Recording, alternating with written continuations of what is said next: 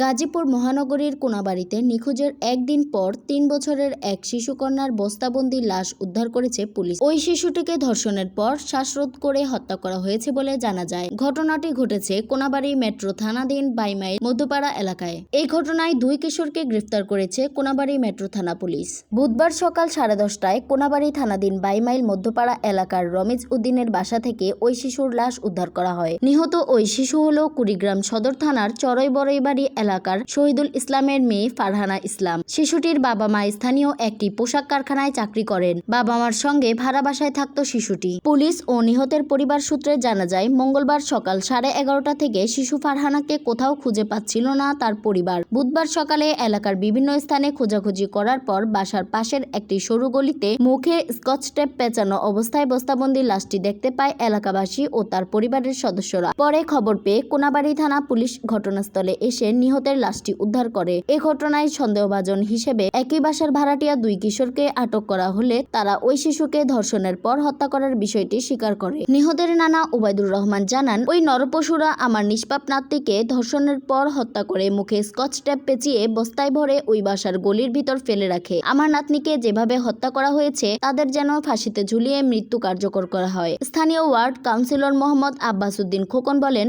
মঙ্গলবার সকালে ওই শিশুটি নিখোঁজ হয়। বুধবার সকালে জানতে পারি শিশুটির বস্তাবন্দি লাশ উদ্ধার করা হয়েছে। এলাকার ভিতরে এমন ঘটনা খুবই দুঃখজনক। গাজীপুর মেট্রোপলিটন কোনাবাড়ী থানার ওসি KM আশরাফ উদ্দিন বলেন, এই ঘটনায় 2 কিশোরকে আটক করা হয়েছে। তারা ধর্ষণ ও হত্যার ঘটনা স্বীকার করেছে। লাশ উদ্ধার করে ময়নাতদন্তের জন্য গাজীপুর শহীদ তাজউদ্দিন আহমদ মেডিকেল কলেজে পাঠানো হয়েছে।